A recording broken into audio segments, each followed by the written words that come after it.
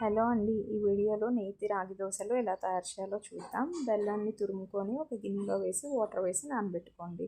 10 నిమిషాల తర్వాత ఉండలు లేకుండా చూసుకోండి. ఈ బెల్లం నీళ్ళలో గ్లాసు రాగి పిండి నేను తీసుకుంటున్నా. దీనికి 5 నుంచి 6 చిన్న దోశలు అనేవి వస్తాయి. దీంట్లో కొద్దిగా 2 టేబుల్ స్పూన్ల బియ్యం పిండి వేసాను.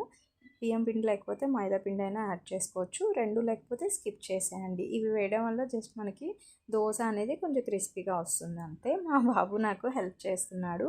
ఈ విధంగా కన్సిస్టెన్సీ వచ్చేటట్టు కొంచెం చిక్కగా కలుపుకోండి.